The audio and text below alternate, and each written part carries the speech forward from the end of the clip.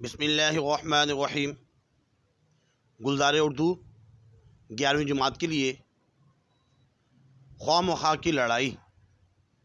مصنف کا نام ہے شوکت علی تھانوی اور یہ ماخوذ ہے لاہوریات سے۔ انشاءاللہ سب سے پہلے تعارف مصنف پڑھیں گے، اس کے بعد مشقی سوالات اور خلاصہ وغیرہ پڑھیں گے۔ تعارف مصنف میں بتایا جا رہا ہے ان کا اصل نام محمد عمر شوکت ہے۔ شوکت جو ہے ان کا تخلص ہے اور نام محمد عمر۔ یوپی کے مشہور قصبے تھانہ بون سے نسبت کی وجہ سے تھانوی کہلائے۔ آپ کو ابتدائی سے مطالعے کا بہت شوق تھا، اس لیے شعر گوئی کی طرف راغب ہوئے اور شوکت تخلص رکھا۔ جلد ہی طبیعت کا رجحان صحافت کی طرف بڑھ گیا تو اخبارات اور رسائل سے وابستہ ہو گئے۔ آپ نے بحیثیت صحافی بڑے اخباروں میں فرائض سر انجام دیے، ان میں ہمدم، ہمت، ہفت روزہ سرپنج بھی شامل ہیں۔ آپ کا مستقل فیچر قاضی جی بہت مشہور ہوا۔ آپ کی تصانیف گورستان، یہ ان کی شاعری کا مجموعہ ہیں، سودیشی ریل، قاضی جی، کارٹون، شیطان کی ڈائری، خدا نہ خواستہ، بکواس، جوڑ توڑ، شیش محل اور قاعدہ بے قاعدہ شامل ہیں۔ اب انشاءاللہ اس کا خلاصہ پڑھیں گے اور پیپر میں خلاصہ آتا ہی رہتا ہے۔ شوکت تھانوی کا ایک سبق بائی سائیکل کی تعلیم، 11ویں جماعت گزشتہ سال اور اس سے پہلے سالوں میں جو پرانی بک تھی اس میں خلاصہ آیا کرتا تھا۔ اس دفعہ بھی امید ہے کہ یہ خلاصہ آ سکتا ہے اس میں سے۔ اس میں مصنف شوکت تھانوی فرماتے ہیں کہ لڑائی چھوٹی ہو یا بڑی، اگر آپ اس میں غور کریں گے تو بنیاد خواہ مخواہ کو پائیں گے۔ یعنی ویسی لڑائی ہو رہی ہے خواہ مخواہ، کوئی وجہ ہی نہیں ہے۔ اصل لڑائی تو خواہ مخواہ سے شروع ہوتی ہے۔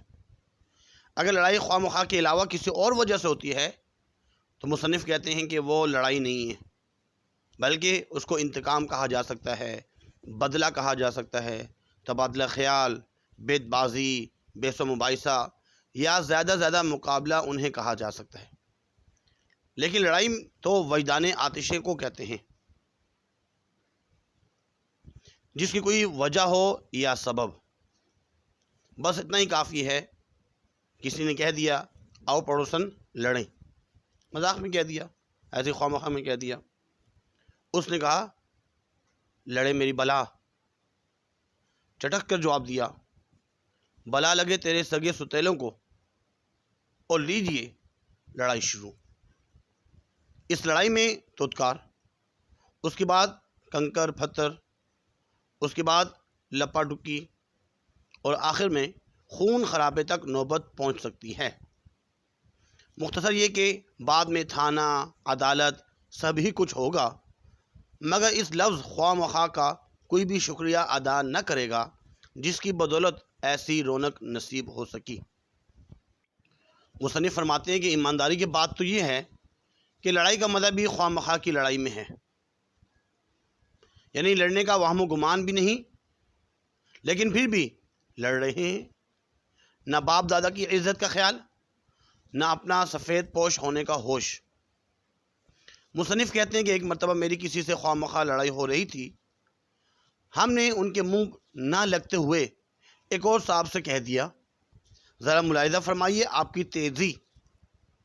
یہ سننا تھا کہ وہی صاحب جو آپے سے باہر ہوئے جا رہے تھے ایک دم آستین چڑھا کر سامنے ہی تو آگے۔ تیزی تیزی کہو تو دکھا دوں، اور یہ سارا ملمہ یہی اتار کر نہ رکھ دیا تو نام بدل دینا۔ 2.5 آنے گز کا مارکین کا پتلون کیا پہن لیا ہے، اوقات بھول گئے۔ اب ہم کتنا مزید برداشت کرتے۔ ہم نے جوش میں ان سے کہہ دیا زبان سنبھال کر بات کرو جی۔ وہ صاحب زبان کو کیا سنبھالتے، خود کو نہ سنبھال سکے اور مجھ پر جھپٹے۔ لگتا تھا کہ مجھے گویا مار ہی ڈالیں گے۔ خدا بھلا کرے بیچ بچاؤ کرنے والوں کا۔ کچھ لوگوں نے ان کو پکڑ کر الگ کیا اور کچھ نے مجھے۔ خواہ مخواہ کی لڑائی کا تھوڑا بہت تجربہ سبھی کو ہوگا۔ خواہ مخواہ کی لڑائیوں میں الجھے بھی ہیں اور دوسروں کو الجھائے بھی ہیں، لیکن خواہ مخواہ کی لڑائی میں ناگہانی طور پر الجھ جانے میں جو لطف آتا ہے وہ کسی اور کو الجھانے میں نہیں آتا۔ دونوں میں آمد اور عورت کا فرق تو خیر ہے ہی۔ الجھ جانے میں کوئی اور ارادہ اور تیاری نہیں ہوتی۔ جب انسان الجھ جاتا ہے تو اس میں کوئی ارادہ بھی نہیں ہوتا، نہ ہی کوئی تیاری ہوتی ہے، نہ ہی یقین وغیرہ ہوتا ہے کہ ایسا ہوگا۔ لیکن الجھانے میں یہ بات نہیں، اس میں ارادہ بھی شامل ہوتا ہے، تیاری بھی کی جا رہی ہوتی ہے اور یقین بھی ہوتا ہے کہ ہم لڑیں گے اور لڑ کر رہیں گے، بلکہ دعوت میں حصہ لینے والوں کو لطف بھی آتا ہے۔ ایسے ہی ایک اور بات کی گئی اس میں، اگر بیوی سے خواہ مخواہ کی لڑائی کسی بات پر ہو گئی، اگر وہ کچھ بول دے تو قیامت آ گئی، برتن ٹوٹے، کپڑے پھٹے اور آخر میں دروازے پر بیوی کی ڈولی آ گئی میکے جانے کے لیے۔ اکثر خواہ مخواہ کی لڑائی میں الجھاوے نہیں، الجھانے والے کو ندامت ہوا کرتی ہے۔ جو الجھا رہے ہوتے اس چیز کو، تو وہ ان کو بعد میں شرمندگی ہوتی ہے۔ دراصل یہی احساس سب سے کمزور پہلو ہے، جسے لڑائی کا سارا مزہ کرکڑا ہو جاتا ہے۔ لڑائی کو احساس اور سمجھ سے کیا سروکار، کیا لگے اس کو، یہ بات الجھنے والی صورت نہیں ہوتی۔ اس کے بعد مشقی سوالات۔ خواہ مخواہ کی لڑائی سے مصنف کی کیا مراد ہے؟ مصنف کی جو ہے مراد جو شروع میں بتائی گئی تھی کہ لڑائی چھوٹی ہو یا بڑی، اگر غور کیا جائے تو بنیاد جو ہے وہ خواہ مخواہ کو پائیں گے۔ ایک اور بات بتائی گئی ہے کہ اصل جو لڑائی ہے وہ تو خواہ مخواہ سے شروع ہوتی ہے۔ اگر لڑائی خواہ مخواہ کے علاوہ کسی اور وجہ سے شروع ہو تو اس کو لڑائی نہیں کہیں گے، بلکہ انتقام کہا جا سکتا ہے، بدلہ، تبادلہ خیال، بیت بازی، بحث و مباحثہ، یا زیادہ زیادہ اسے جو ہے مقابلہ کہا جا سکتا ہے۔ اس کے بعد اگلا سوال، لڑائی میں الجھنے اور الجھانے میں کیا فرق ہے؟ اس میں بات کی گئی ہے کہ الجھنے اور الجھانے میں فرق یہ ہے کہ خواہ مخواہ کی لڑائی میں ناگہانی طور پر الجھ جانے میں جو لطف آتا ہے وہ کسی اور کو الجھانے میں نہیں آتا۔ ان دونوں میں فرق بتایا جا رہا ہے کہ آمد اور عورت کا فرق ہوتا ہے۔ الجھ جانے میں کوئی اور ارادہ اور تیاری نہیں ہوتی۔ جب انسان الجھ جاتا ہے نا ایسے فوراً، تو اس میں کوئی ارادہ نہیں ہوتا، کوئی تیاری نہیں کی جا رہی ہوتی۔ لیکن الجھانے میں، جب کوئی بھی بات کو جب الجھایا جا رہا ہو، کسی خواہ مخواہ کی لڑائی وغیرہ کو الجھانے میں یہ بات نہیں، اس میں ارادے کے ساتھ ساتھ یقین بھی ہوتا ہے کہ لڑیں گے اور لڑ کر رہیں گے، بلکہ دعوت میں حصہ لینے والوں کو لطف بھی آتا ہے۔ اس کے بعد اگلا سوال ہے، خواہ مخواہ کی لڑائی کا ہماری شخصیت اور ماحول پر کیا اثر ہوتا ہے؟ خواہ مخواہ کی لڑائی کا ہماری شخصیت اور ماحول پر ایک بہت برا اثر پڑتا ہے۔ کوشش کی جائے کہ خواہ مخواہ کی لڑائی جیسے بھی لڑائی سے انسان اجتناب کرے، لیکن اگر ہم اس کو طنز و مزاح میں اس کا آنسر دینا چاہیں، جیسے کہ شوکت تھانوی نے فرمایا ہے، وہ فرماتے ہیں کہ جب ہم دونوں کے آپس میں خواہ مخواہ کی لڑائی ہو رہی تھی، مگر افسوس دنیا سے ہماری یہ خدمت نہ دیکھی جا سکی اور لوگوں نے بیچ بچاؤ کر دیا، ورنہ ہم دونوں میں سے ایک فن کی اس بلوز خدمت میں مر کر لڑائی کی تاریخ میں زندہ رہ جاتا۔ یعنی ہم دونوں میں سے ایک شخص تو مر ہی جاتا، لیکن تاریخ میں اس کا نام ہمیشہ زندہ رہتا اور آنے والی نسلیں اس شہید فن کا نام عزت اور احترام سے لیتی۔ ایک طرح میں بات کی گئی ہے، لڑائی کو احساس اور سمجھ سے کیا سروکار، یہ بات ہے الجھنے والی صورت نہیں ہوتی۔ ہاں، اس سے اوپر والا ہے، خواہ مخواہ کی لڑائی سے دامن چھڑانے کا بہترین طریقہ کیا ہے؟ اس کا آنسر یہ ہے، سوال نمبر دال جو ہے اس میں 4، اس میں بتایا جا رہا ہے کہ اگر انسان خواہ مخواہ کی لڑائی سے دامن چھڑانے کی کوشش بھی کرے گا لیکن بے سود، وہ جتنا بھی کوشش کرے اور جو لڑائی کا جو داعی ہے اس کو سمجھائے، لاکھ سمجھائے کہ بھائی ہم لڑنا نہیں چاہتے، لیکن پھر بھی وہ اپنے اخلاق سے مجبور ہو کر آپ کو اس دعوت میں شرکت پر مجبور کر ہی دیتا ہے، کچھ ایسی باتیں کرتا ہے کہ آپ مجبور ہو جاتے ہیں۔ اس لیے بہترین طریقہ یہ ہے کہ انسان خاموش رہے، اگر وہ کچھ کہہ رہا ہے، دعوت دے رہا ہے لڑائی کی، پھر بھی اس کی بات کو برا نہ مانا جائے، خاموش رہا جائے تاکہ معاملہ وہیں پہ حل ہو جائے۔ سوال نمبر 2 میں اقتباسات کی تشریح بحوالہ متن پوچھا جا رہا ہے۔ 2.5 آنے کا گز مارکین کا پتلون کیا پہن لیا، کیا اوقات بھول گئے؟ اس میں بھی حوالہ سبق لکھیں گے، حوالہ سبق میں لکھیں گے یہ اقتباس ہماری اردو کی درسی کتاب خواہ مخواہ کی لڑائی جو کہ لاہوریات سے ماخوذ ہے۔ حوالے مصنف، خواہ مخواہ کی لڑائی کے مصنف کا نام شوکت تھانوی ہے،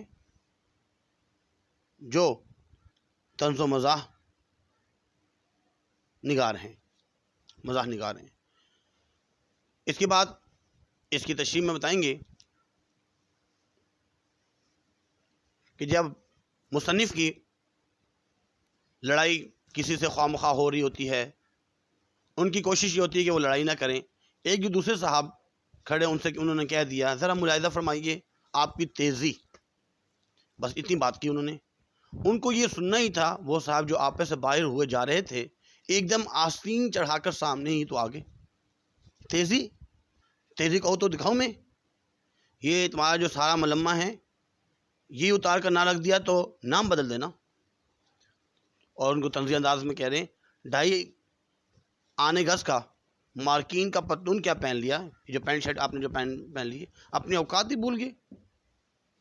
بتا رہے ہیں کہ بھائی ہم کتنا مزید برداشت کرتے ہیں، ہم نے صرف ان سے یہ کہا زبان سنبھال کر بات کرو جی۔ وہ صاحب زبان کیا سنبھالتے، خود کو نہ سنبھال سکے اور مجھ پر جھپٹے، لگتا تھا کہ وہ مجھے گویا مار ہی ڈالیں گے۔ خدا بھلا کرے بیچ بچاؤ کرنے والوں کا، کچھ لوگوں نے ان کو پکڑ کر الگ کیا اور کچھ نے مجھے۔ اس کے بعد اگلا یہ ہے کہ لڑائی کو احساس اور سمجھ سے کیا سروکار، یہ بات الجھنے والی صورت نہیں ہوتی۔ اس میں کہنا چاہ رہے ہیں کہ اصل میں جب ہم بات کرتے ہیں لڑائی کو، تو لڑائی کو اس کو احساس سے اور سمجھ سے کیا لگے، اس کو اس سے کیا سروکار، کیونکہ لڑائی میں ایک تو ہوتا ہے الجھنا اور ایک ہے الجھانے والی میں بات بتائی جاتی ہے، بھائی اس میں یقین ہوتا ہے کہ لڑائی ہوگی، لڑیں گے، لڑ کے رہیں گے، لیکن الجھنے میں جو ہے یہ صورت نہیں ہوتی۔ الجھنے میں پتہ ہی نہیں ہوتا کہ لڑائی ہونی ہے نہیں ہونی، یقین بھی نہیں ہوتا، نہ تیاری ہوئی ہوتی ہے، فوراً ہی لڑائی شروع ہو جاتی ہے ایسے ہی خواہ مخواہ میں۔ تو یہاں پہ یہ بات بھی بتائی جا رہی ہے کہ دراصل یہی احساس سب سے کمزور پہلو ہے، جس سے لڑائی کا سارا مزہ کرکرا ہو جاتا ہے۔ آپ سے التماس ہے، اگر ابھی تک آپ نے میرے چینل سبسکرائب نہیں کیا، برائے مہربانی لازمی سبسکرائب کیجئے، لائک بھی کیجئے اور شیئر بھی کیجئے، کمنٹس بھی کرتے رہا کریے۔ پیپر میں محاورات وغیرہ بھی آتے رہتے ہیں، ان کو جملوں میں استعمال کرنا ہوتا ہے۔ پہلا اس میں لکھا ہوا ہے وہم و گمان، ظن، گمان، میرے وہم و گمان میں بھی نہیں تھا کہ وہ مجھ سے اس کا بدلہ لے گا۔ سر راہ کا مطلب ہوتا ہے راستے کے کنارے، راستے کے سر پر، راستے کے شروع میں۔ سر راہ کچھ بھی کہا نہیں، کبھی اس کے گھر میں گیا نہیں، ایک شعر تھا۔ سر راہ جو ہے وہ مجھے مل گیا جب میں موٹر سائیکل پر جا رہا تھا، سر راہ اس سے میری ملاقات ہوئی۔ اس طرح کا کوئی بھی جملہ بنایا جا سکتا ہے۔ مبدأ فیض کا سرچشمہ، بڑا فیاض، فیض شروع کرنے والا، وہ شخص بہت ہی مبدأ فیض ہے، اس سے بہت سے لوگ استفادہ حاصل کر چکے ہیں۔ اس کے بعد اگلا ہے ناگاہ، یک اچانک۔ میں جیسے ہی گھر سے نکلا، ناگاہ میری نظر اس پر پڑی، بے لوث، بغیر کسی لالچ کے۔ ہمیں اپنے وطن سے بے لوث محبت ہونی چاہیے، ناگہانی اور مصیبت میں ہمیں اللہ سے دعا کرنی چاہیے اور دعاؤں کا اہتمام کرنا چاہیے کہ انسان ناگہانی اور مصیبت سے بچتا رہے۔ خون کے گھونٹ پی کر رہ جانا، اس کے معنی بنیں گے کسی ناگوار بات کو برداشت کرنا۔ اکثر افسر جو ہے اپنے ماتحت سے کچھ بھی کہتا ہے تو خون کے گھونٹ پی کر رہ جاتا ہے۔ ماتحت جو ہے وہ افسر کی اس بات کو خون کے گھونٹ پی کر رہ جائے گا، کچھ کر نہیں سکتا۔ وہ ترکی بترکی جواب دینا، جیسے کو تیسا۔ کچھ لوگوں کی عادت ہوتی ہے وہ ترکی بترکی جواب دینے پر مجبور ہو جاتے ہیں، اور ان کی عادت بھی ہوتی ہے۔ گڑے مردے اکھیڑنا، تفتیش کرنا یا مرے ہوئے لوگوں کو برا بھلا کہنا۔ فرمان علی اپنی عداوت کی وجہ سے رضوان کے گڑے مردے اکھاڑنے پر تلا ہوا ہے۔ آپے سے باہر ہونا، بے قابو ہونا۔ جب اس نے میرا موبائل چھینا تو میں آپے سے باہر ہو گیا اور میں نے بھی مزاحمت کی۔ اس طرح کا کوئی بھی جملہ بنایا جا سکتا ہے جو آپ کو آسان لگے۔ اس کے بعد الفاظ کی مؤنث جو ہے، جیسے فطرت جو ہے نا مؤنث ہے اور انتقام مذکر، تو جو ہے مباحثہ جو ہے اگر ہم اس کو دیکھیں تو مباحثہ یہ مذکر ہے۔ لپا ڈکی مؤنث، رونق مؤنث، انسانیت یہ بھی مؤنث ہے، ہنگامہ مذکر، طبیعت یہ مؤنث ہے۔ آپ کی طبیعت کیسی ہے، ایسے نہیں کہتے آپ کی طبیعت کیسا ہے، تو اس لیے یہ جو نا آخر میں چھوٹی یا آ رہی ہے تو مؤنث ہے۔ ترجبہ مذکر، لطف مذکر، اور اخلاق بھی مذکر ہے، اور سروکار بھی مذکر ہے۔ آخر میں کثیر الانتخابی سوالات۔ لڑائی ہمیشہ شروع ہوتی ہے خواہ مخواہ سے۔ آپے سے باہر ہونا یہ محاورہ ہے۔ طنز کا مقصد ہونا چاہیے اصلاح۔ خون کی گھونٹ پی کر رہ جانا یہ ایک محاورہ ہے۔ وہم و گمان یہ مرکب عطفی ہے۔ دو الفاظ ہیں، مرکب بنے اور بیچ میں واو عطفی آ گیا، اس لیے اس کو مرکب عطفی کہا جاتا ہے۔ ڈسکرپشن میں تمام لنکس موجود ہیں، اس کو بھی دیکھا جا سکتا ہے۔ کافی حد تک جو ہے ہماری بک ہو چکی ہے اور میں نے بہت سے اسباق اس پہ اپلوڈ کر دی ہیں، آپ اس سے مستفید ہو سکتے ہیں۔ کمنٹس لازمی کیجیے گا کہ مزید اس کو کیسے بہتر کیا جا سکتا ہے اور آپ کو یہ ویڈیو کیسے لگی۔ اس کے علاوہ فرسٹ اسلامیات، اس کی بھی یوں سمجھے کہ پوری بک کے کوشچن آنسر اور لیکچرز وغیرہ اس میں جو ہے پلے لسٹ میں موجود ہیں، تو اس سے بھی دیکھے جا سکتے ہیں۔ آج کے لیے اتنا ہی کافی ہے، اپنا خیال رکھیے گا۔ اللہ حافظ۔ وما علینا الا البلاغ المبین۔